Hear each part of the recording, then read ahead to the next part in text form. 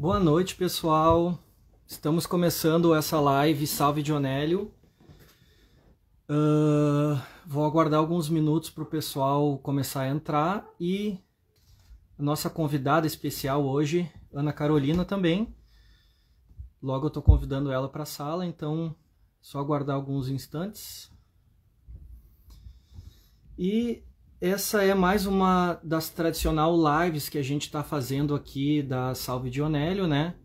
Na qual a gente está convidando então pesquisadores, especialistas na obra do Dionélio Machado para estar debatendo, para estar conversando, conhecendo essa comunidade dioneliana, né?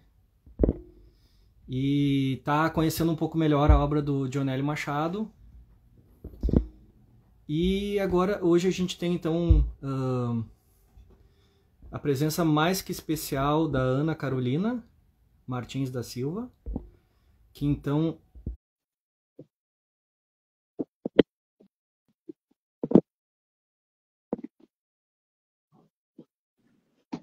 Boa noite, Ana. Tudo bem? Estou aqui brigando com a luz. Tentei ver uma alternativa da iluminação aqui para o meu celular. Boa noite a todos e todas. Mas eu acho que... Eu não sei como é que ficou, Jonas. Agora ficou ótimo, Ana. Eu coloquei o pôster do Dionélio aqui atrás para fazer uma ilustração para o pessoal, mas não vai aparecer. Então, depois, quando for terminar, eu coloco ali para vocês. Mostra, né? Depois a gente mostra, claro. Boa noite, então, eu estou aqui. Pode começar, que eu estou te aguardando aqui. Te dar boa noite primeiro, Ana, e boa noite a todos que estão presentes na live, né? É um prazer estar conversando contigo hoje à noite.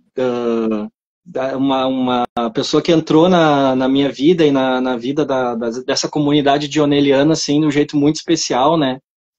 Te apresentar rapidamente, assim, só para quem não te conhece. Então, a Ana é educadora, professora, tem uma trajetória no ambientalismo, poetisa, teve um trabalho com teatro de bonecos também já de uma longa data, é professora, doutora em letras, com um pós-doc na UFMG, né, Ana? Na Cefet. Centro Federal de Educação Tecnológica de Minas Gerais. Então, fez um pós-doc lá, que daí tu vai estar contando um pouco para nós dessa pesquisa que tu fez lá. E é professora da UERGS, né? Então, acho que, assim, resume um pouco a tua biografia, a tua apresentação. E eu já te abro para tu falar um pouquinho, mas só comentando um pouco como a gente se conheceu, né? A gente está organizando essas caminhadas literárias pelo bairro Petrópolis, na qual a gente conhece ali a casa do Érico Veríssimo, do Dionélio Machado. E na ocasião que a gente estava fazendo a nossa segunda caminhada, tu teve presente lá e o que eu achei mais legal é que tua pesquisa ela envolve justamente esse ciclo de obras do Dionélio Machado, a tetralogia, na qual o Dionélio escreveu naquela casa, né? Então, foi assim, até uma surpresa. Eu me lembro que eu estava lendo um trecho do Desolação, né, na frente da casa do Dionélio, que ele escreveu naquela casa, e daí tu complementou assim, a minha fala com informações muito precisas, o que para mim foi uma situação assim, impressionante assim, e maravilhosa, justamente porque às vezes a gente não espera, né? O Dionélio é um escritor, às vezes, tão...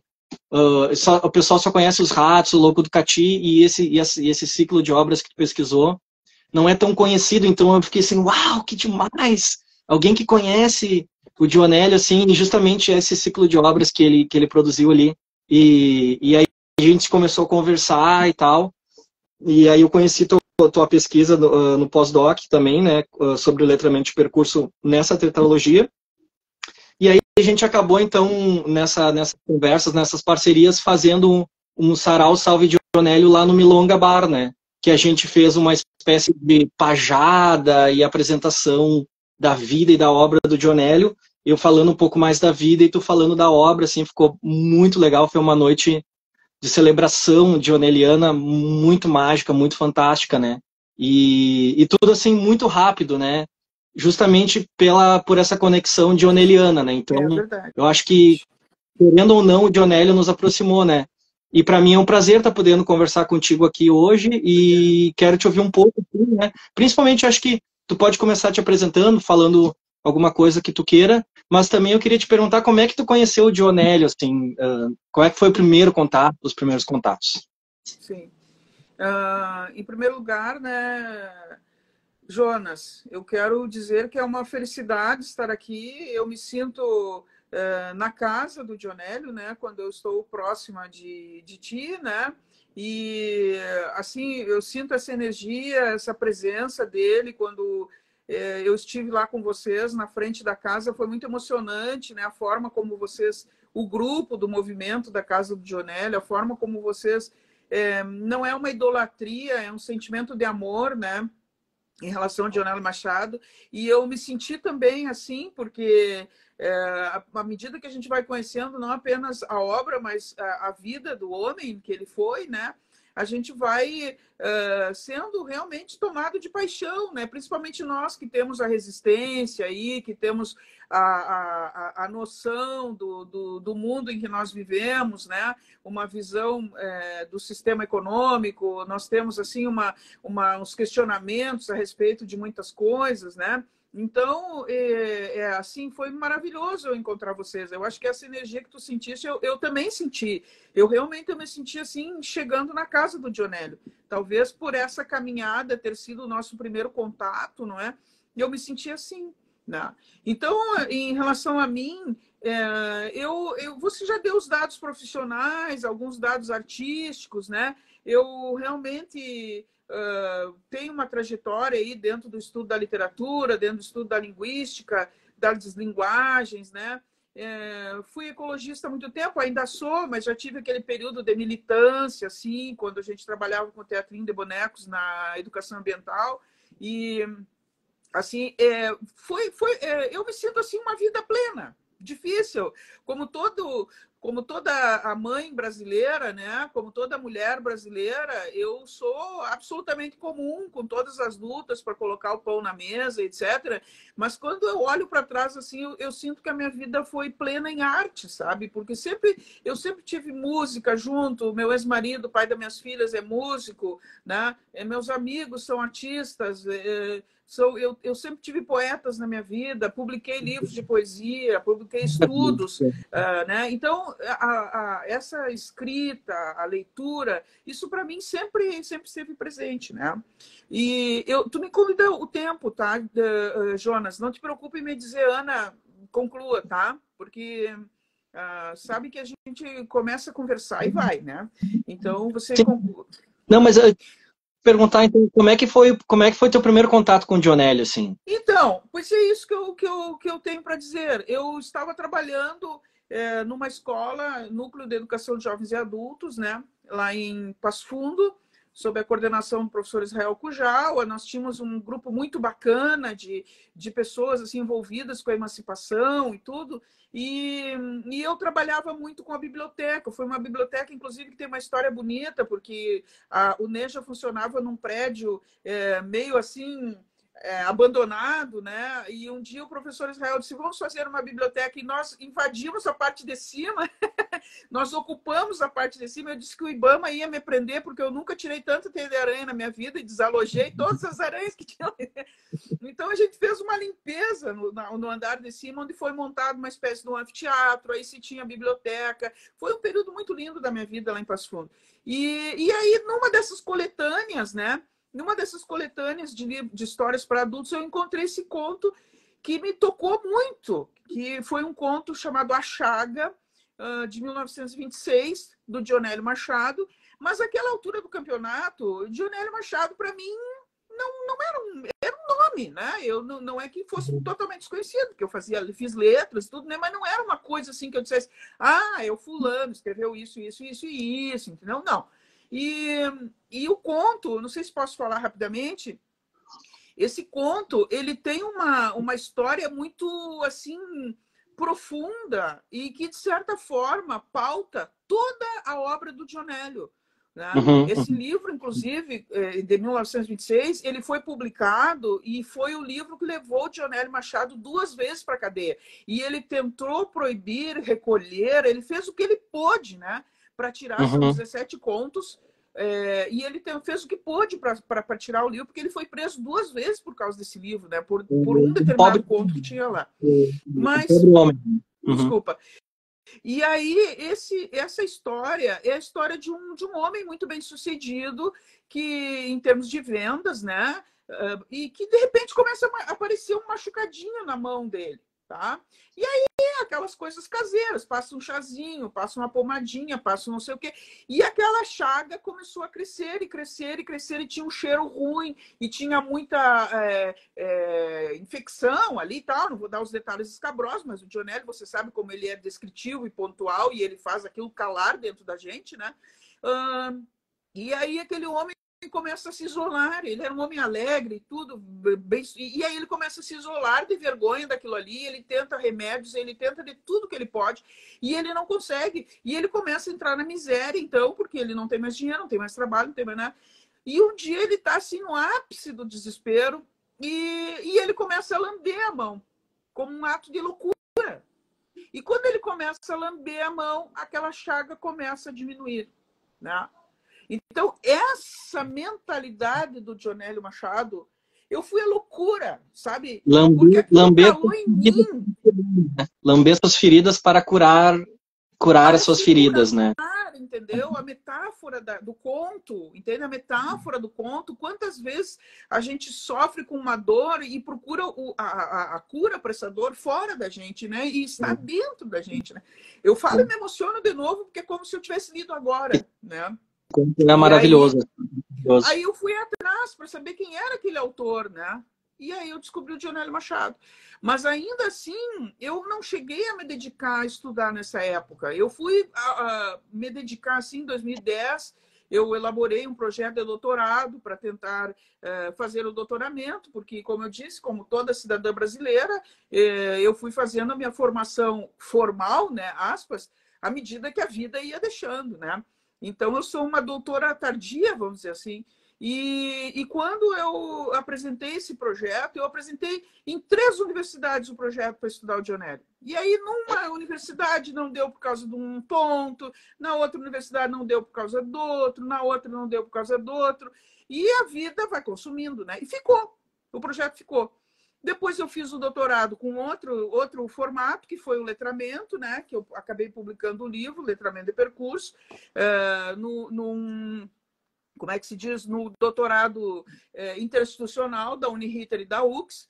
E surgiu a oportunidade de fazer um estágio pós-doc, porque o professor Vicente Aguimar Parreiras, do Cefet de Minas Gerais, foi banca da minha qualificação e foi banca da banca final do meu doutorado. E quando ele entendeu o que era o letramento de percurso, ele disse: Ana, isso aí é muito parecido com o que nós estamos fazendo lá no Cefet. E dali foi conversando. Um dia eu perguntei para ele: professor, será que eu poderia fazer um pós-doc com o senhor? E ele disse: vamos fazer. Aí eu falei: eu tenho um projeto que faz tempo que eu quero fazer e nunca surgiu a oportunidade, que é o projeto do Dionélio Machado. E passei o projeto para ele, ele disse: é esse aí mesmo, vamos fazer. Isso foi em 2022. Então, você vê, eu encontrei com o Dionélio lá em 1990 e poucos, né? Ele meio que se esvaneceu, aí depois ali no período de 2008, 2009, 2010, ele voltou com toda a força, porque queria fazer o projeto, né? Não foi realizado, ele de novo se esvaneceu, ficou repousando, vamos dizer assim, né? A vida me consumiu, e aí em 2022 eu tive essa maravilha de ser aceita, o projeto ser aceito pelo professor Vicente, e aí eu estudei a tetralogia, né, as 4 obras, junto com os alunos do professor Vicente, com o professor Vicente. E os alunos dele eram doutorandos, mestrandos, alunos ouvintes que queriam entrar no mestrado, né? Então foi uma realização para mim, porque aquilo que dentro da minha cabeça eu ia fazer um projeto de uma pessoa só, de repente eu tinha uma equipe, né? Vamos dizer assim, eu tinha uma equipe de pessoas extraordinariamente cultas, esforçadas, interessadas, e com a supervisão de uma pessoa espetacular como o professor Vicente. Então, foi uma coisa assim, só o Dionélio para fazer isso com a gente, né? E daí surgiu, então, essa questão de estudar as obras do Dionélio Machado a partir desse tipo de letramento que eu, digamos assim, identifiquei no meu estudo de doutorado. Não, Ana, esse teu trabalho ele é incrível, assim, porque não só tu desenvolveu uma pesquisa por uma perspectiva totalmente inédita. Eu tenho uma pesquisa sobre a obra do Dionelli, sobre a recepção acadêmica da obra do Dionelli, como é que o Dionelli foi recebido na academia. Essa tua abordagem ela é inédita, não se tem uma pesquisa nesse sentido. Tu tem essa grande qualidade de estar enfocando numa tetralogia que geralmente não é tão estudada, geralmente se estuda mais, praticamente mais da metade das teses e dissertações sobre o Dionélio é Os Ratos ou o Louco do Catim, então são obras muito menos pesquisadas e geralmente se pesquisa numa perspectiva mais relacionando com a história e relacionando com a ditadura, naquela chave da alegoria, né? Mas a tua pesquisa ela é completamente inovadora nesse sentido, mas não só a pesquisa, como essa leitura coletiva da obra, eu acho assim, foi realmente um acontecimento, assim, um acontecimento na recepção acadêmica do Dionélio, e que eu assim tô louco para ouvir tu falar um pouco mais sobre como é que foi e a recepção do pessoal. Também se tiver alguém que queira comentar aqui no chat, depois a gente pode acolhendo e trazendo aqui também para a conversa, né? Mas então eu acho que para a gente começar essa conversa agora, esse segundo momento, eu queria que tu trouxesse, assim, explicasse o que é o letramento de percurso, para quem não conhece essa definição, entender como é que tu acabou vendo na obra o letramento de percurso e como depois também os alunos acabaram incorporando esse letramento na leitura. Obrigada, Jonas. Antes de já passar para a questão do letramento, eu só queria fazer um link que no meu canal no YouTube eu coloquei os trabalhos que os alunos fizeram, os vídeos, né? Eles fizeram uma espécie de vídeo pôster de cada livro, da forma como eles interpretaram, né? Também coloquei recortes de um evento que nós fizemos na Feira do Livro sobre o pós-doc, né? Com as palavras, com as pessoas que investigaram o Dionélio também. Então, no meu canal do YouTube está assim, repleto de vídeos, curtos, inclusive fáceis de assistir, porque a gente pegou o turno inteiro de palestras, tinha 3 ou 4 palestras no turno, a gente literalmente picou, né? Todos eles para poder facilitar a pessoa que está com pressa ali. Então, eu convido a todos, né, para prestigiar e assistir os vídeos dos trabalhos dos alunos do Cefet, as falas do professor Vicente e dos convidados do evento que a gente fez na Feira do Livro ano passado, porque são muito significativas e eles foram os protagonistas, vamos dizer assim, né? Eu fui a fomentadora. Como diz o professor Antônio Teodoro, doutor de Portugal, que nós recebemos na UERGS agora há umas 2 semanas, eu levantei a pedra, né? Eu levantei a pedra e eles fizeram todo aquele levantamento. Então, quero dar esse reconhecimento e sobretudo, o agradecimento ao professor Vicente. Não sei se queria falar alguma coisa. Só para comentar, a gente pode, quando for postar a live agora no Instagram, a gente coloca o link do YouTube, então quem estiver ouvindo a live depois gravada, a gente deixa ali o link do YouTube, então vai estar disponível também para já direcionar. Uhum. Eu vou pedir uma gentileza para minha filha, eu sei que ela está assistindo também, ela é fluente no inglês, eu vou pedir uma gentileza para ela que ela coloque ali nos comentários da live que no YouTube, quando nós subirmos essa live para o YouTube, essa live vai estar com legendas em inglês, tá, minha filha? Se tu puderes fazer isso para a mãe. Mas aí, voltando muito obrigada. Voltando para a questão do que é o letramento de percurso, né? É preciso pegar a primeira palavra, que é letramento, né? E dá que eu falava sobre isso contigo, né? Pelo tempo que nós tínhamos, nós pensamos em dar uma visão rápida do letramento de percurso. Mas, no caso, o de percurso é um complemento da palavra letramento, né? Então, se faz necessário um mapeamento rápido. Então, essa noção de letramento, ela entrou quando se começou a discutir uma forma mais emancipadora da alfabetização. Então, a base dessa discussão do letramento, que tem o termo de literacia na Europa e nos Estados Unidos, etc., né? Chama literacia. Aqui, com a Magda Soares, se começou a chamar letramento, né? Letramento, a palavra letramento, mas internacionalmente é literacia. Então, Obrigada, filha. Então, o que se imaginou, né? Que acontecia com a alfabetização. A alfabetização, ela insere o cidadão, a criança ou o adulto, enfim, num mundo dominado, digamos assim, pelo código da escrita, certo? Então, esse código, ele não é uma coisa natural na pessoa. Então, respirar, comer, etc., são coisas naturais, né? A leitura e a escrita são hábitos culturais, né? Tanto que cada povo tem lá o seu código. A gente vê que aquilo ali tem uma coisa escrita, mas muitas vezes a gente não tem a menor ideia do que está escrito, né? Porque a gente desconhece o código. Então, a alfabetização, por muito tempo, ela foi desplugada, digamos assim, de uma discussão mais existencial. Se imaginava que a pessoa, sendo alfabetizada, aprendendo a ler e escrever, ela naturalmente, depois, fazendo as leituras dela e as descobertas de mundo, ela, então, seria desenvolvida, digamos assim, culturalmente, tá? À medida que a educação foi avançando nas interpretações, se entendeu que durante o período da alfabetização, tanto a criança quanto o adulto está vivendo. Então, a forma como o processo que é instaurado na alfabetização tem que ser um propósito de prática, de vivência, de troca, de acervo cultural, né? Porque é um artefato cultural. Um livro é um artefato cultural. Então, aí, principalmente a partir de Paulo Freire, com aquela questão dele da leitura do mundo, precede a leitura da palavra e tal, os estudiosos começaram a colocar assim, não, então espera um pouquinho, tem que haver isso, um balanceamento nisso aí, né? Não é só a objetividade da alfabetização, tem que haver uma forma de dar uma cultura, uma proporção, né? Proporcionar à pessoa contatos com diferentes culturas. Então, aí surgiu a ideia do letramento. E como as pessoas são muito criativas, né? Aí começou a borbulhar uma série de tipos de letramento. A gente tem que trabalhar com cinema, tem que ensinar as pessoas como assistir o filme, como é que ela interpreta, como é que ela entende, tem que entender quando é que é zoom, o que quer dizer dar um zoom, né? Por que naquele momento apareceu bem os olhos e tal. Aí, então é o letramento cinematográfico, né?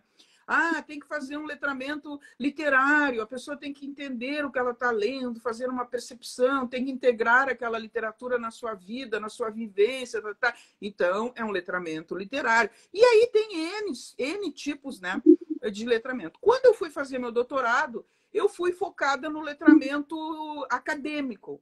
Eu peguei um livro organizado por 2 colegas meus da UERGS, professora Sandra Lemos e professor Gilmar de Azevedo, com escritos do PIBID. Tá? Os alunos da UERGS escreveram um livro sobre o PIBID. Eles eram pibidianos e eles escreveram depoimentos sobre como foi a experiência deles na vivência com o PIBID, que é o plano aquele de inserção à docência, né? Iniciação à docência. Só que aí, à medida que eu fui lendo os textos, tá, eu fui vendo que eles não foram só afetados pelos artigos que eles leram, pelos livros que eles leram. Eles contavam coisas assim que a própria escola influenciou, o contato com os alunos influenciou, o movimento das professoras mais antigas, dos professores mais antigos, o movimento do bairro influenciou. Nesse livro, nós tínhamos os cursos de dança, de teatro, de pedagogia, né, de administração, enfim.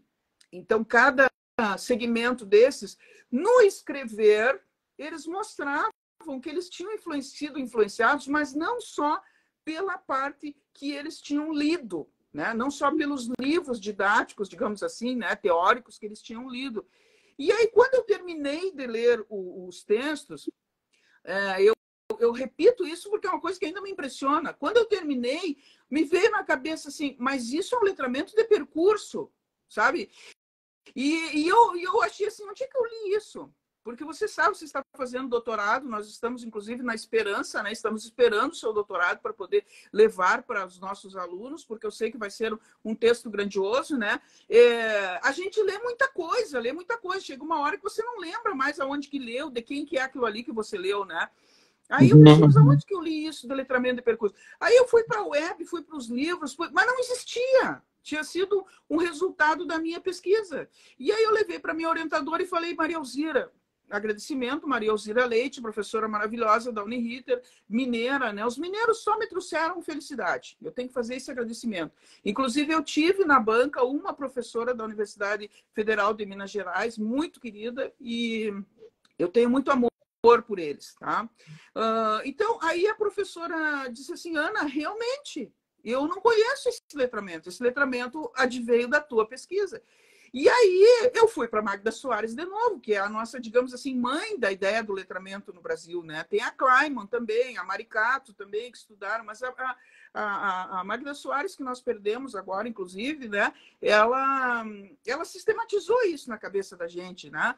E aí eu digo, mas como é que eu vou explicar agora? Porque você sabe como é que é um doutorado, você não pode só dizer, você tem que provar aquilo ali, né? E aí ela dizia lá numa das passagens do livro dela, dos 3 tipos de letramento e tal, ela dizia assim que era muito difícil provar um letramento, porque provar um letramento você tem que pegar a vivência da pessoa, né? E eu pensei, pô, tá ficando pior isso aí, né? Porque como é que eu vou provar agora uma coisa da vivência se eu trabalhei com o texto escrito deles? Aí eu pensei, bom, então tem que ir para a linguística, né? Eu tenho que ir para o que está escrito, eu tenho que ir para o código que eles usaram, para as palavras que eles usaram. E aí, nesse período, eu encontrei o Broncar, que é outro teórico, ele não é da linguística, ele é sociólogo e tal, e ele tinha feito uma pesquisa com trabalhadores, como que os trabalhadores interpretavam o trabalho e tal, e eles analisaram isso a partir das falas dos trabalhadores. Então, ele tinha mais ou menos sistematizado uma forma de ver a fala dos trabalhadores. Eu digo, não, mas é isso aqui. É um livro que se chama no discurso. Eu pensei, não, mas é isso aqui. Só que aí, quando eu peguei a metodologia do Broncar para aplicar no letramento de percurso, para aí, era dele. Não tinha uma coisa a ver com o meu letramento de percurso. Então, o que eu tive que fazer? Eu tive que criar formas, né? Que, para quem é de letras sabe, né, que a gente chama de modalizações. O que é a modalização? A modalização não é uma coisa, é uma forma como você diz, né? Então, eu tive que criar uma forma de analisar aquilo que estava escrito e provar que realmente existia o letramento de percurso.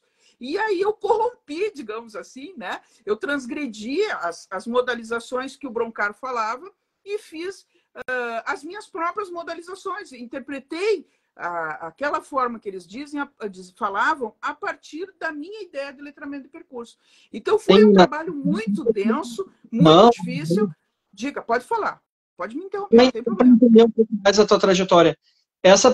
Quando estava desenvolvendo esses conceitos, tu já estava trabalhando com a tetralogia não, ou era ainda não, com outro? Não. Ah, tá, entendi. Não, eu apliquei, né? Eu estou preocupada com a luz porque eu estou me sentindo no escuro, né? E tem 3 lâmpadas em cima e mais uma aqui na frente, mas eu não estou achando um jeito de ficar que eu fique mais clara, né? Não, então, eu espero que as ideias fiquem claras. Não. Mas assim,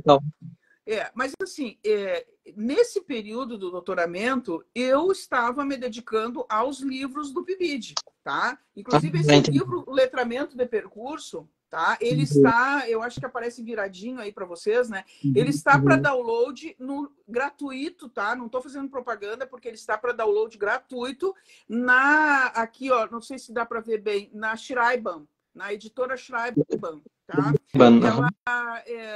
Aqui, o que eu fiz? Eu peguei todos os textos...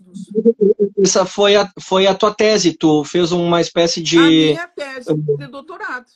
Porque você sabe que no doutorado é uma armadilha, né? Eu te disse isso, inclusive. O doutorado é uma armadilha, porque até o doutorado, eu sempre brinco que é leitura e interpretação de texto, né? Sim, especialização, mestrado e tal. Mas o doutorado, tu tem que tirar uma coisa da tua cartola, entende? Claro. E eu tive a bênção do universo me dar, né? Do universo me dar essa noção do letramento de percurso, só que aí foi uma armadilha, porque aí eu tive que provar, já que eu tinha tirado isso da minha cartola, eu tive que provar que isso existia e que era válido a interpretar um texto, né? Ver se a trajetória da pessoa, se o percurso da pessoa foi influenciado e de que forma foi influenciado. Então, aí, dentro da fala do Broncar, ele fala nos chamados pré-construídos. Oi, Marlene, que bom te ver. Minhas alunas da pós-graduação lá de Erechim. Boa noite. Eu não sei se a gente pode dar um oi, né? Eu não sabia que a gente ficava vendo as pessoas. Já vi que a minha irmã está aí, já vi que o Bruce está aí. Estou muito feliz que as pessoas todas estão. Pode abrir para perguntas também. Até acho que para a gente ganhar um pouco de tempo também para deixar o pessoal participar. Então, eu acho que, só para resumir, então, pelo que eu entendi, o letramento ele é uma espécie de alfabetização que envolve uma transformação de visão de mundo, modo de se relacionar com a escrita, com os códigos. Isso, exatamente. Uma alfabetização é um processo maior que envolve, assim, o próprio modo de se relacionar com o mundo, uma leitura de um mundo que se transforma. E o percurso, então, é a própria trajetória da pessoa se transformando nesses processos de aprendizagem. E que é o que o Broncar fala. Então, ele fala assim que quando a gente escreve, tá? O que é dito, né? O que é dito, ele não é uma coisa espontânea tua.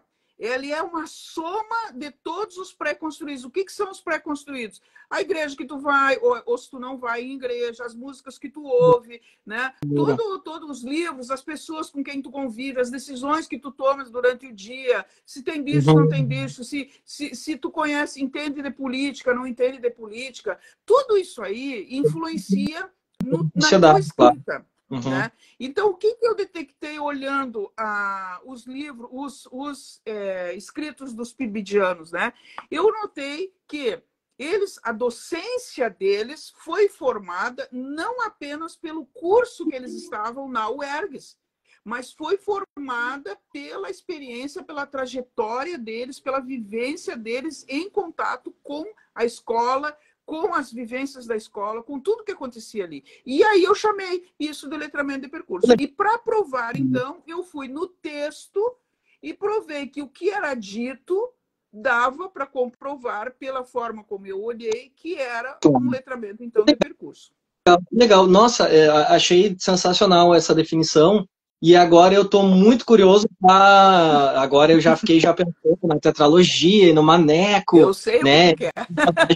Um personagem mecânico. Porque o Maneco Manivela, eu me lembro quando eu peguei para ler o Desolação, assim... Porque o Maneco Manivela, ele surge mesmo no Desolação, né? No Louco do Cati, ele é um daqueles mecânicos que está indo para o litoral, é uma espécie de caravana, assim...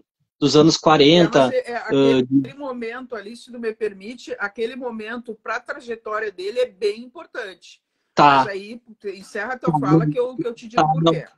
E daí eu me lembro de ver, assim, depois no Desolação, esse romance dos anos 40, assim, esses mecânicos voltando ali em Bé, eles passam várias praias ali, Cidreira, não me lembro bem pontualmente qual que é, mas eles estão no meio daquelas dunas ali do litoral gaúcho, estraga o carro e eles consertando aquilo, e o Maneco, enfim, passa todas as questões que ele passa ali, os sintomas que ele começa a sentir, a paranoia que ele começa a sentir com aquele ambiente policial, e daí toda a trajetória dele de vida, que depois vai tendo Passos Perdidos e Nuances, essa figura que é uma figura emblemática, que é uma das personagens mais importantes, mais, assim, incríveis da literatura e da obra do Dionélio.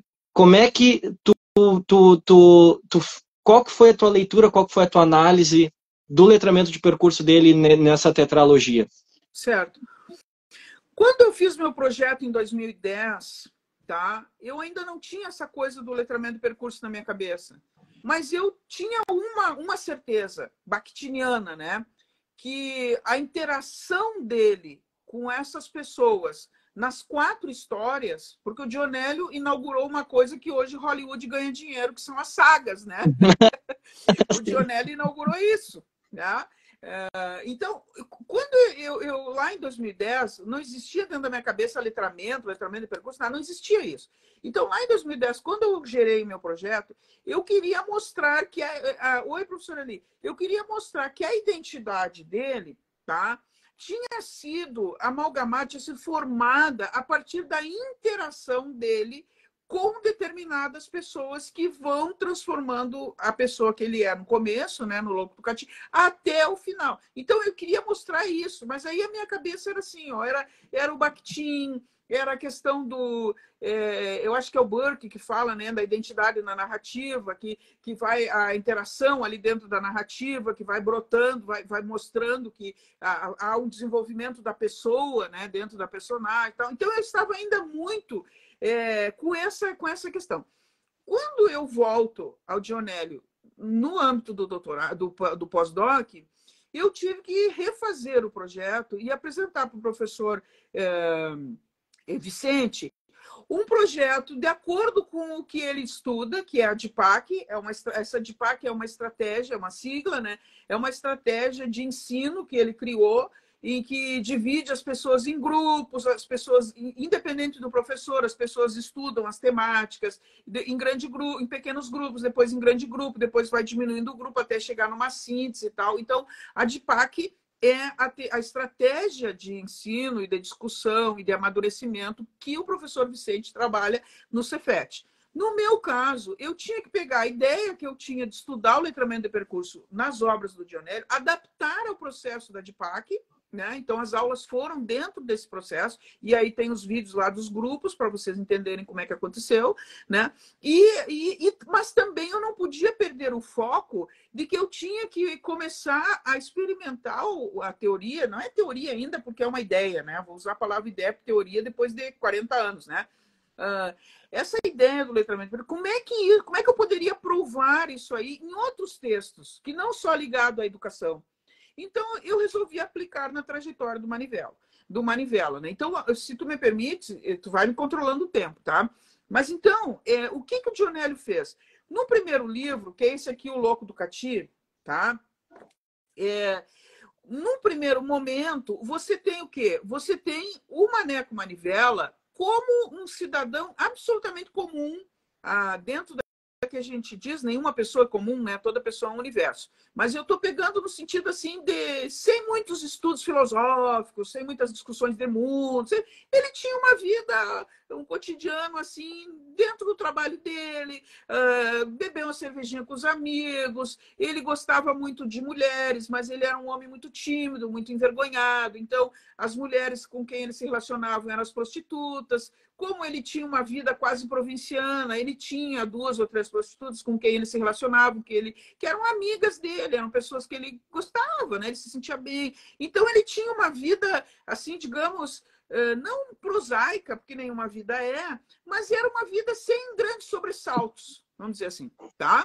E nesse momento surgiu, então, essa tal de viagem que veio para ele por intermédio de um amigo, porque dentro da oficina onde ele trabalhava, ele tinha um caminhãozinho, que é o Borboleta, né? Ele tinha um caminhãozinho que não era dele, era de uma pessoa que tinha mandado arrumar e tinha meio largado o Borboleta lá. E o caminhãozinho estava funcionando e tal. E essa pessoa perguntou para ele: olha, nós temos uns amigos que querem ir para a praia, o que você acha de você levar a gente ir com o Borboleta? Então, ele aceitou aquela aventura, né? Mas ele foi assim com o senso de missão de cuidar do Borboleta. Né? Ele não podia deixar estragar o caminhão, porque não era dele. Ele tinha pegado, digamos assim, na oficina, né? Na camufla. Então, a responsabilidade dele era cuidar do caminhão. Ana, e o motorista, inclusive, era o outro amigo. Só concluir. Micro comentário. Eu sempre imagino essa mecânica ali no Cairu, ali no 4º distrito, ali naquela zona da Farrapos, assim, sabe? Que tem um monte de... Eu sempre imagino ali... Pela forma como ele descreve, né? Não, só deixa eu concluir, porque senão depois eu me perco aqui nas ligações. Então, assim, o que aconteceu com o nosso amigo Maneco Manivela? Ele embarcou, né? Vamos usar uma expressão dos Paralamas, né? Ele embarcou de gaiato no navio, na verdade. Ele entrou com a história porque ele achou que eles realmente iam para a praia, numa coisa legal, né? Numa discussão, assim, num passeio e tal. E do meio para o fim a gente percebe, então, que algumas pessoas aquelas da viagem não eram pessoas de vida pacata como a dele, né? Eram agentes políticos, militantes que estavam tentando se esgueirar e sair do estado do Rio Grande do Sul por motivos políticos, mas ele não sabia disso, né? Ele vai até certo ponto como um inocente útil, vamos dizer assim, com um amigo, o amigo vai dirigindo, e por isso que no meio da história, o Dionélio não era bobo nem nada, né? O que acontece no meio da história? Eles se dividem. O Maneco e o amigo ficam cuidando do carro, que o carro atola na praia, enfim, não vai nem para frente nem para trás, o caminhãozinho, né? Ele fica agarrado com o caminhão, porque era a responsabilidade dele. E o outro, o Norberto, que era o cara, o papo-cabeça em termos de militância, né? Vai para frente. Como é que entra o louco do Cati? O louco do Cati é uma pessoa que aparece na vida deles e até o final da história a gente não tem como definir bem se o Norberto levou o louco do Cati junto porque incluíram ele ali na caminhada, ou se o Norberto levou o louco do Cati junto porque tendo uma pessoa, vamos usar o termo, né? Tendo uma pessoa doente, ele teria mais possibilidade de se safar e arrumar uma desculpa, né? Para poder não ser preso. Né? Então, isso aí a gente tem que ler, tem que se dedicar só ao louco do Cati para saber disso, né?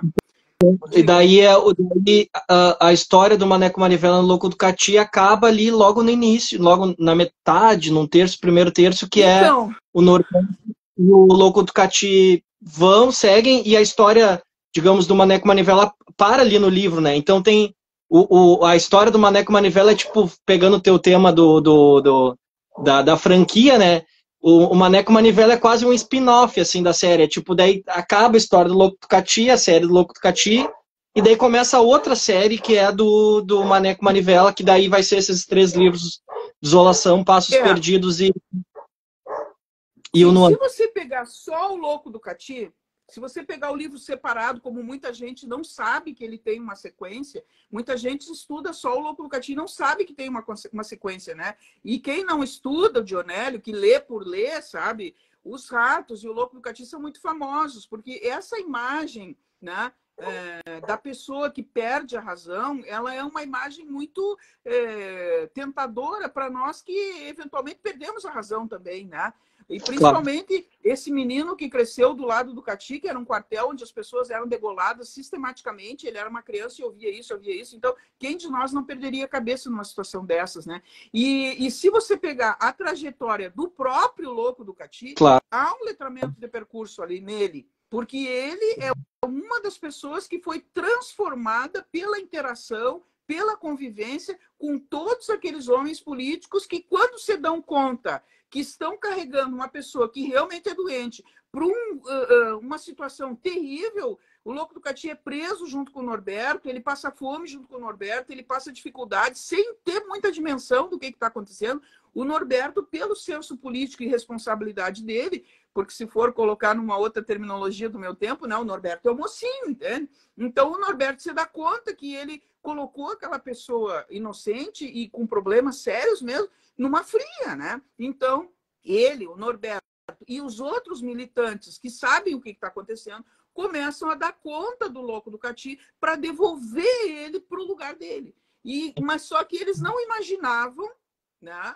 Dentro da história, estou falando no plano da narrativa, não estou pensando, estou na narrativa, não estou pensando, o Dionélio isso, o Dionélio aquilo, lá, eu acho que simbolicamente, não. Na narrativa, eles não imaginavam que tudo aquilo que eles estavam fazendo para despachar, vou usar o termo, para despachar o louco de volta para o Rio Grande do Sul, porque eles, como eles são presos, eles são levados para o Rio de Janeiro, né? Eles não têm ideia de que eles transformam a vida do Louco do Cati e transformam ele num homem que chega lá na frente do Cati e se enxerga e vê que ele não precisa mais ter medo, ele fica livre, né? Claro. E aí não tem como não falar, vou pedir que tu fale um pouco, até para eu tomar um copo d'água, não tem como não falar do filme que a gente viu, né? do filme que a Sim. gente viu da Última Estrada na Praia, né?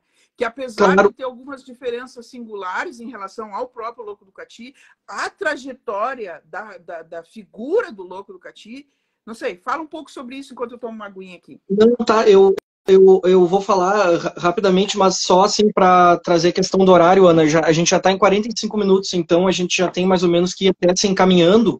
E eu queria ainda ouvir falar da história do Maneco Manivela e como o pessoal recebeu.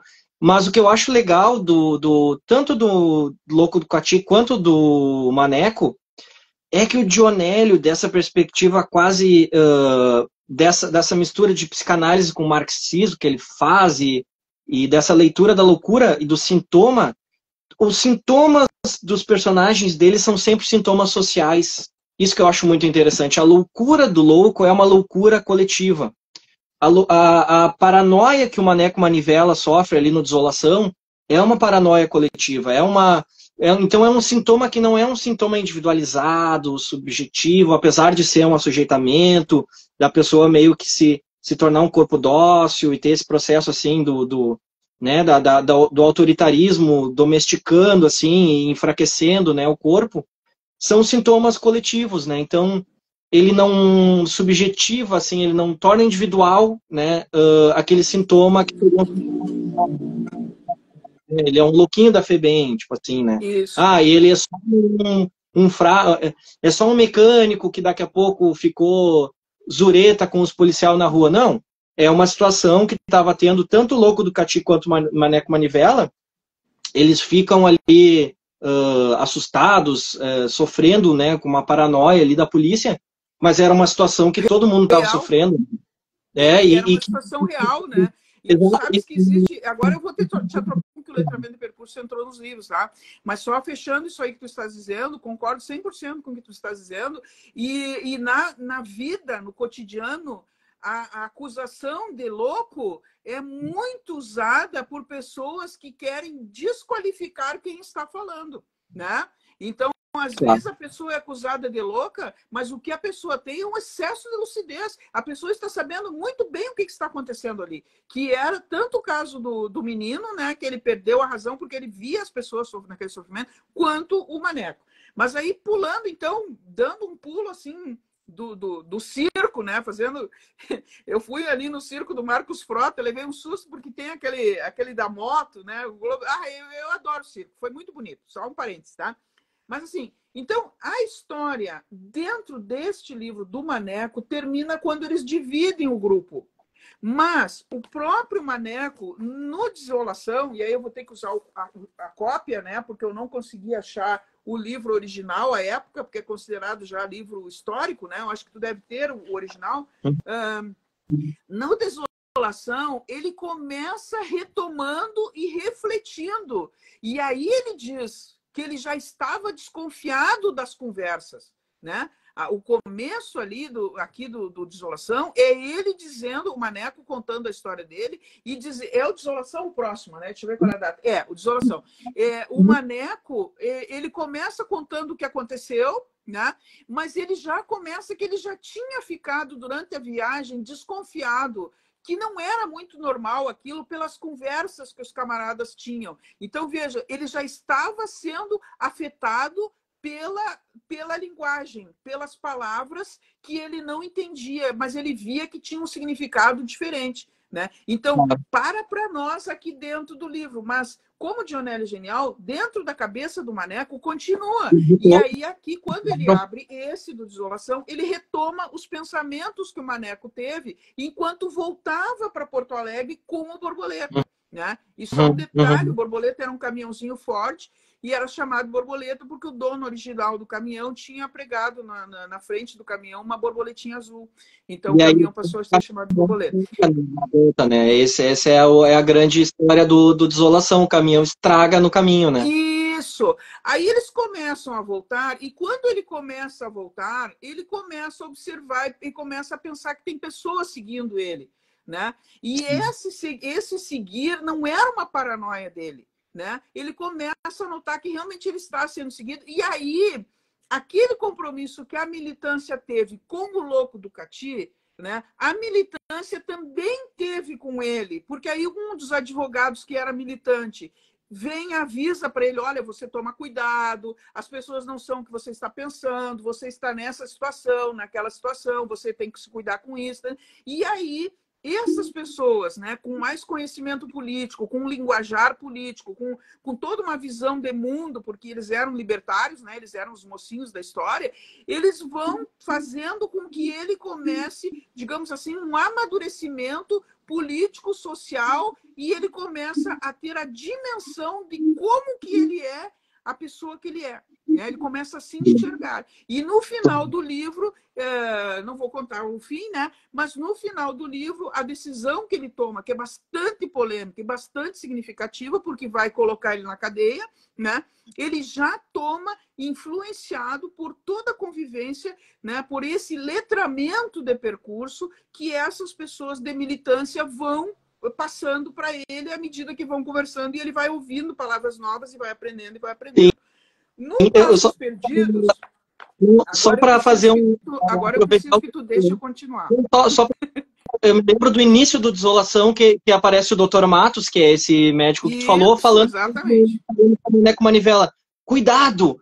Ele é um provocador. Exatamente. E essa própria provocador é um conceito que não é senso comum, né? E que é justamente esse aprendizado. Olha só, esse conceito novo, provocador, o que é um provocador?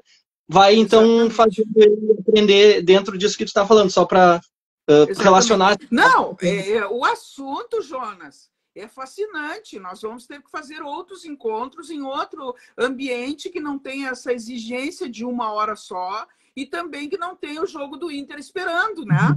Porque eu fiz uma coisa, eu pedi para os meus vizinhos não soltarem rojão até terminar a live, entende? Porque aqui eu moro no centro histórico, né? Aqui só parou de estourar bomba agora. Mas na hora que o Inter for entrar em campo, vai virar no que é aquilo, né? Então eu também estou com pressa para a gente terminar. Mas isso aqui é uma amostrinha, né? Claro. Uma amostrinha para as pessoas. Então, aqui nesse Passos Perdidos, que é quando ele sai da cadeia, porque ele fica preso, aí ele sai da cadeia e ele tem que achar um jeito de voltar para Porto Alegre. Né? E aí, nesse processo de tentar voltar para Porto Alegre, ele começa a se lembrar do tempo que ele esteve na cadeia. E aí o letramento de percurso vem com toda a força, a partir do que eu acredito e do que eu consegui, acho, provar junto com meus alunos do Cefet. Eu digo meus alunos, mas eu também era aluna do professor, né? Porque eu estava fazendo estágio. Mas naquele momento eu estava fazendo estágio como professor, então eu falo meus alunos, mas eu considero eles, eu os considero companheiros de pesquisa, né? Porque eles se atiraram também com toda a vontade de estudar e aprender, né? Então aqui no Passos Perdidos, o letramento de percurso fica absolutamente provável, digamos assim. Tu tem como pegar um trecho onde ele fala, porque aí ele começa a usar a terminologia toda da Revolução, né, que era o período Vargas, da Revolução contra Vargas, e aí ele começa, porque na cadeia, ele ficou na cadeia com os presos políticos, né? E aí muita gente força a barra para dizer que o Maneco Manivela seria um alter ego, vamos dizer assim, do Dionélio. O Dionélio não gostava disso. Tem um livro dele que chama Cheiro de Coisa Viva, que ele diz, eu não estou nas minhas obras, estou só como alguém que usa uma caneta e escreve de próprio punho. Mas eu não quero que digam que meu personagem faça isso ou aquilo, porque eu me senti assim. Né? Ele escreve, claro que ele não fala com essas palavras que eu estou dizendo, mas era isso que ele não queria que a gente fizesse. E eu não fiz. Eu peguei, junto com os alunos do Cefet, né, os pesquisadores do Cefet, e nós observamos o seguinte, que aqueles livros que os militantes liam na prisão, e passavam as discussões para o Maneco Manivela, transformaram esse homem num militante. E como é que a gente prova isso? Ele começa a usar as palavras, e aí veja, é um estudo de linguística, não é um estudo de literatura.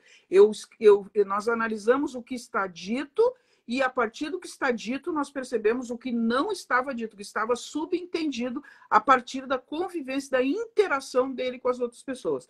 E no Nuança, que é o último, agora embalei, tá, Dionélio? Dionélio, ó, viu? Tá bom para ti? Jonas, agora embalei. E no Nuanças, que é o último, tá? O último livro da saga, infelizmente, né? Porque eu, por mim, eu lia todos mais e acho que tem gancho, ele deixa ganchos que daria para continuar escrevendo, né? Querido Dionélio, a gente ama ele, né, Jonas? Eu sei que tu ama também o Dionélio, e eu também amo. Quanto mais eu leio, mais eu amo. E quando eu li assim, O Cheiro de Coisa Viva, que é tipo um diário, né? Onde a gente vê tudo que ele passou na prisão e tudo. Um homem brilhante, né? Um dos homens mais brilhantes. Eu acho que foi um dos grandes escritores da época. Acho que foi Mário de Andrade que disse que se ele tivesse escrito em francês, ele tinha ganhado o Prêmio Nobel de Literatura, né? Pela qualidade das coisas que ele escrevia. E ele realmente ele faleceu e dali ele ganhou um prêmio de literatura que foi a dona Dalgisa que foi buscar, né? Mas aí voltando, no Nuanças da nossa província, né? Assim, é aquele caso de um escritor que nasceu numa província e, né, ele mesmo falava, olha, o Jorge Amado, o Graciliano, que são de outros lugares, apesar de ser comunista, de ter alguma militância, não sofreram tanto porque não estavam no Rio Grande do Sul. Ele fala isso. Né? Então, mostra também esse... E não é só isso, né? Ele era um homem que não baixava a cabeça, né? Também tem isso. Ele era autêntico, ele era um caudilho, né? Tu estás escrevendo sobre isso, né? O pajador incompreendido, né? Tu estás escrevendo. Eu estou esperando o teu trabalho para a gente poder trabalhar com ele, né? E ele era um homem em pé, né? Ele era um homem em pé. Ele não baixava a cabeça, né? Então, isso também fez... E um homem extraordinário, um médico, psiquiatra, foi diretor de hospital, foi sindicalista, enfim. E esse livro, Nuanças, tá?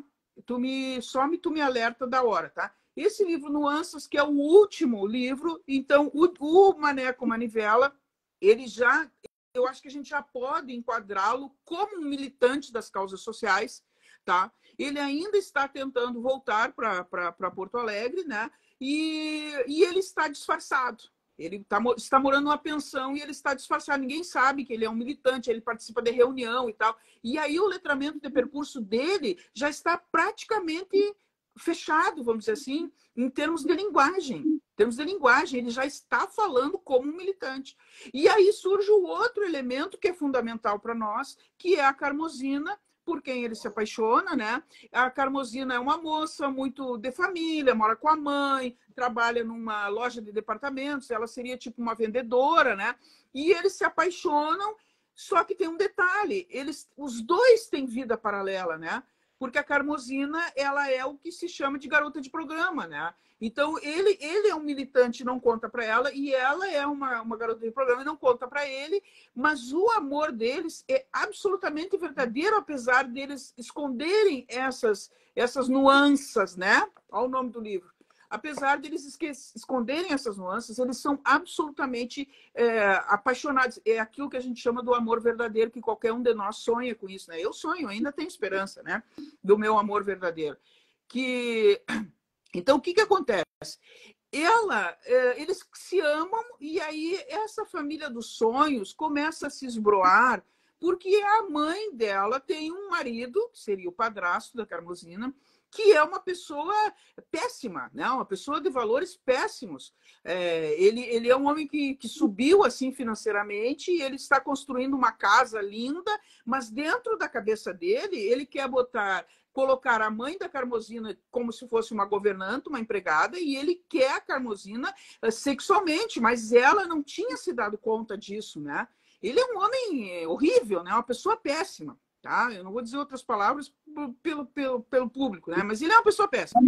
E aí, quando ele vê que a Carmozina realmente está apaixonada pelo Maneco, ele começa a fazer tramas, tá? Ele começa a fazer tramas para que o Maneco se afaste. Então, ele faz toda uma trama para o Maneco começar a se sentir perseguido de novo. E nessa tramóia toda, ele descobre que a Carmozina é uma garota de programa e ela descobre que ele, então, deixou ela e foi embora e ela não sabe por quê. Então, rompe ali o casal e ela vai para a casa do homem, ele com a mãe, né? Ele é um abusador, ele é um abusador em todos os sentidos, e ela aceita aquele abuso porque ela está desiludida, né? E um dia ela vai na pensão onde eles moravam, que eles tinham os encontros de amor e tal. E veja como Dionélio... Eu me lembro muito do Clodovil, sabe? O Clodovil uma vez deu o costureiro, né? Ele deu uma entrevista e uma pessoa perguntou para ele assim, Clodovil, disseram que o teu trabalho é muito caro. É verdade, quanto custa as tuas coisas? Aí, ele, daquele jeito dele falar, né, ele disse, olha, uma senhora veio me pedir que eu fizesse um laço, que nós aqui no Sul a gente fala um top, né? Mas ele falou um laço. E aí eu fiz o laço e dei o preço. E ela se horrorizou e disse, mas como? Mas isso é caríssimo. E aí ele pegou, Clodovil contando, né? Desmanchou o laço e entregou para ela. Então faz. E ela se desesperou porque ela não sabia fazer. Então o Dionélio é aquele laço perfeito do Clodovil. Porque ali no Nuanças, a dona da pensão era a mãe de um dos rapazes que estava lá na viagem e que do Louco do Cati e que é morto no meio daquele processo, entende? De fuga e tal. E por isso que ela tinha acolhido o Maneco Manivela. E aí o que ela faz com a Carmozina? Ela conta toda a história do Maneco Manivela para o real, né? Que ele então já era o Martiniano, com um nome, né?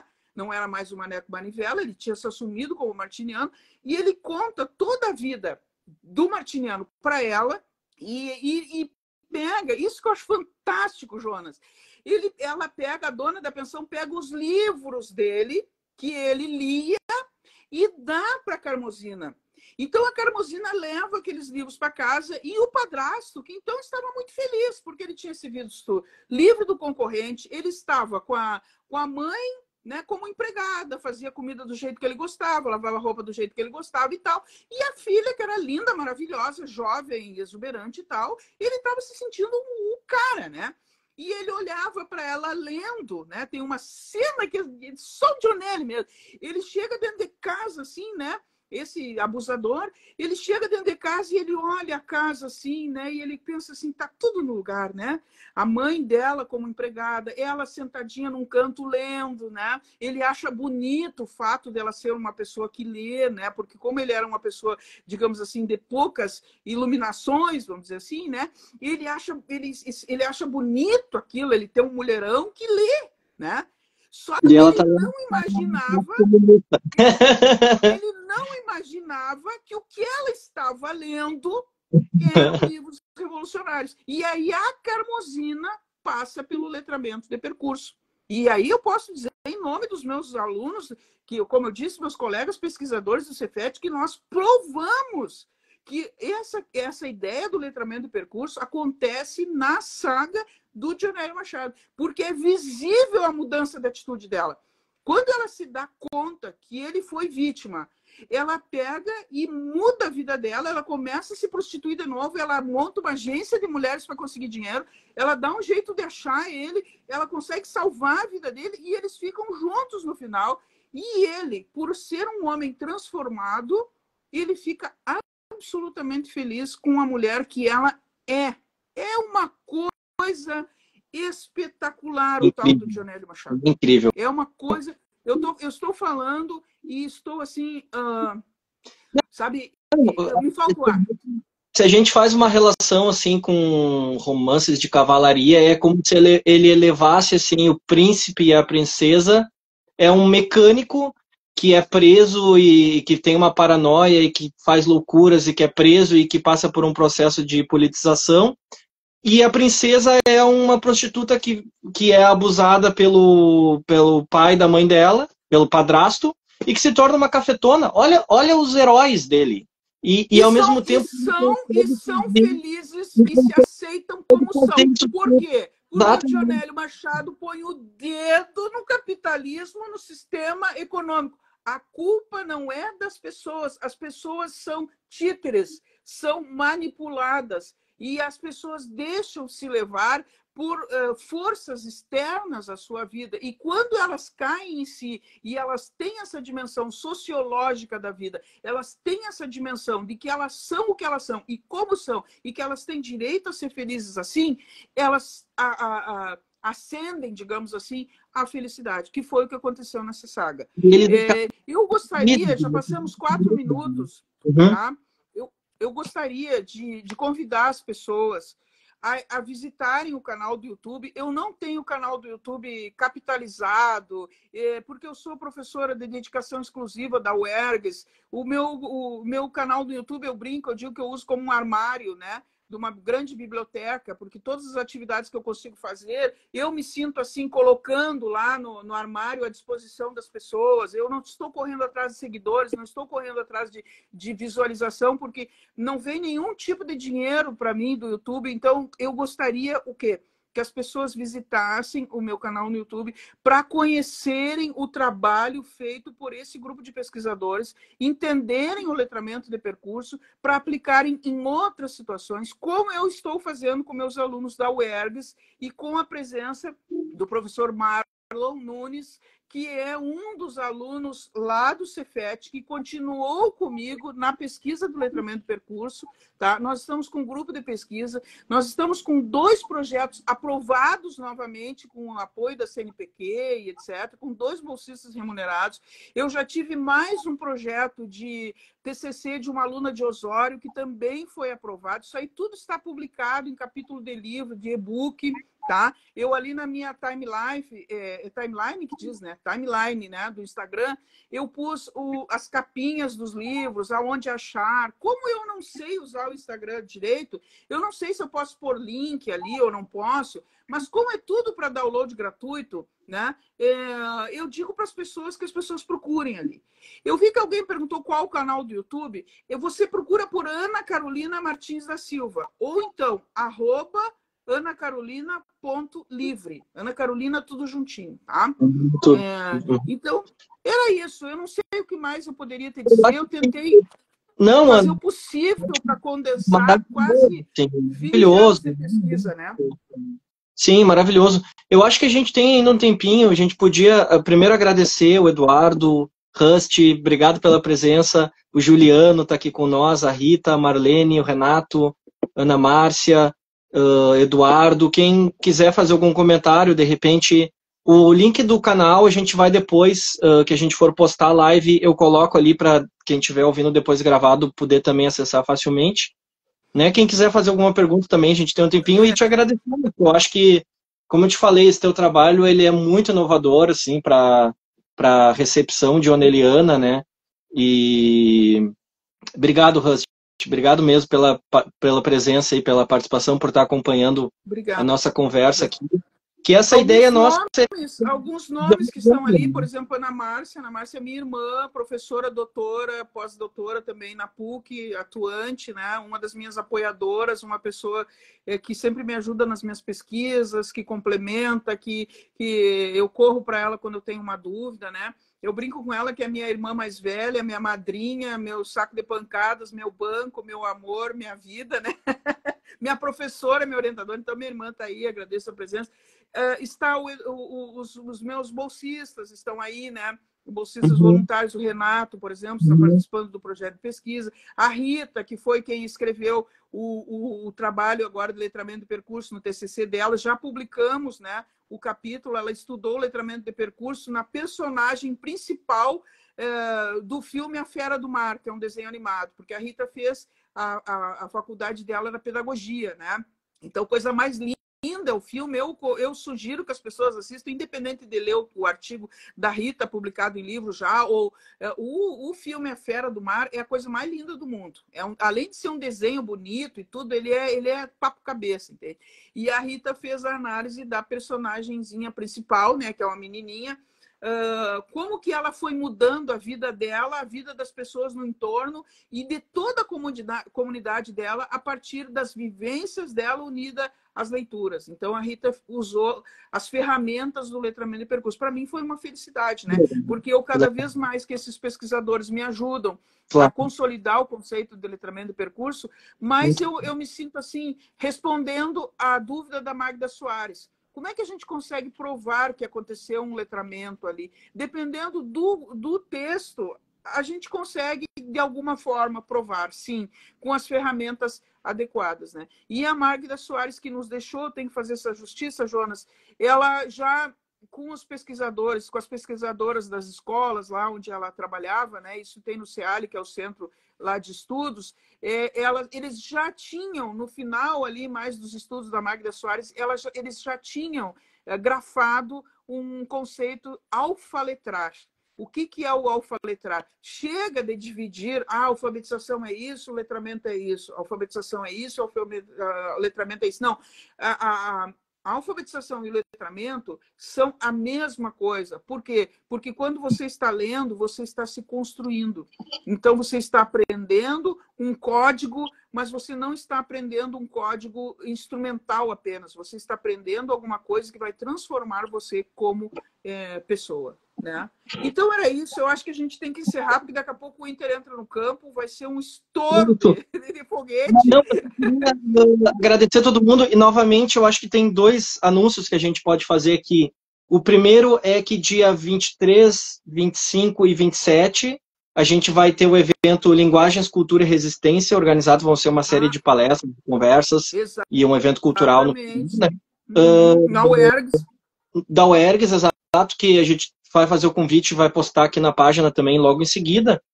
E dia 11 de novembro a gente vai ter a próxima caminhada literária no bairro Petrópolis. Então, a gente já todo mundo que está nos acompanhando, que está aqui e que depois vai ouvir, para estar participando dessa experiência que a gente está desenvolvendo das caminhadas literárias, né? Sim. Que a gente passa pelo bairro Petrópolis. E na próxima caminhada, o point que a gente vai trazer novo vai ser a Casa do Manuelito de Ornelas, que a gente ainda não passou. Então, cada caminhada a gente tenta focar num lugar novo, né? Tentar fazer uma caminhada temática, alguma coisa assim. A Casa da Estrela, aquele dia a gente foi na Casa da Estrela com os arquitetos lá, que coisa mais linda, né? Exato, e que a gente pela primeira vez, então a gente sempre tenta, digamos assim, se alguém estiver indo em todas as caminhadas, sempre vai ter alguma coisa nova, né? E aí agora essa vai ser a Casa do Manuelito, e tematizando a questão da consciência negra do 20 de novembro, já antecipando para o 11 de novembro. Então, o Manuelito ele tem a questão da raça gaúcha que ele fala, né, que é uma raça que tem africanos na raça gaúcha, então a gente vai tematizar a consciência negra. O Marcelo também vai estar participando com alguma contribuição, né, que é o nosso amigo que Cortes. também... O Marcelo Cortes vai estar nesse evento da UERGS, dia 23 de manhã, discutindo linguagem e subjetividade, né? No curso de letras. Você, Jonas, vai estar com o seu livro e as suas obras, sua poesia, no dia 25 à tarde, no componente curricular Linguagem e Poder, discutindo essa questão. E dia 27, na aula do professor Juliano, nós vamos estar na Casa de Cultura, no curso de dança, onde vocês, então, estarão, né? Você, a Ana Miranda com o Flamengo, né? Flamengo, desculpe, que já ganhou, inclusive, prêmios açorianos e tal. Você com a poesia, o Marcelo com a sua arte, com a sua literatura. Eu acho que dia 27 vai ser um dia também muito especial. E é bom salientar que esse dia 27... nós vamos estar incluídos nos eventos paralelos da Feira do Livro de Porto Alegre, porque a Feira do Livro abre o dia 27. Então, nós estamos inseridos nos eventos paralelos que entram dentro do site da divulgação da Feira do Livro. Isso é muito bom. Eu queria falar mais uma coisa, Jonas. É importante dizer que essa mídia ela é importante porque ela fica trabalhando depois, né? Então, veja, nós proporcionamos esse momento síncrono para essas pessoas que estão juntas aqui conosco, mas depois esse texto vai ficar livre para as pessoas poderem acessar pelo Instagram e depois pelo canal do YouTube, né? Então, é muito lindo. Eu quero só agradecer pela oportunidade que tu me deste, né? Eu estou muito assim emocionada, apressada, né? Porque é muita informação, você sabe disso, é muita informação que a gente tem e eu também não quero cansar as pessoas e estou preocupada com isso. Eu queria só mostrar uma coisa, eu não sei se posso mostrar uma coisa aqui rapidinho? Eu vou tirar vai dar uma tremida aí, eu vou tirar um pouquinho meu celular. Eu só queria mostrar essa charge aqui, não é uma charge, uma caricatura que eu fiz do Dionélio, tá? Para o evento que nós fizemos na Feira do Livro, que se chamou Dionélio Machado, o letramento de percurso, a tetralogia em uso. tá? Então, esse cartaz, ele fez parte do evento e nós tivemos, então, aqui, eu não sei se está aparecendo ali, vamos ver aqui, onde é que está a câmera? Aqui, a UERGS, o mestrado em educação, a pós-graduação em teoria e prática da formação do leitor, o pós-ling, e isso tudo aconteceu lá no Cirandar, né? E vocês podem encontrar este material, então, no canal do YouTube, os vídeos com registro desse trabalho de pesquisa, tá? Então, muito obrigada, Jonas. Eu acho que agora a gente encerra para ir torcer pelo Inter, né? Então, só tu tem que dizer como é que eu saio daqui. Tava excelente. Né? Foi super. Foi super. E a gente segue em contato, né? Ah, não. Essa parceria aí não vai terminar, porque eu acredito muito no teu trabalho, no teu conhecimento que tu tens pelo Dionélio, dos teus sentimentos, do teu conhecimento que tu tens, né? E a seriedade com a qual tu trabalhas com a pesquisa, o Marcelo também, a seriedade do Marcelo, agora o professor Juliano aí nos reunindo, né, nesse projeto que está sendo coordenado pelo curso de dança aí, pela parte do professor Juliano.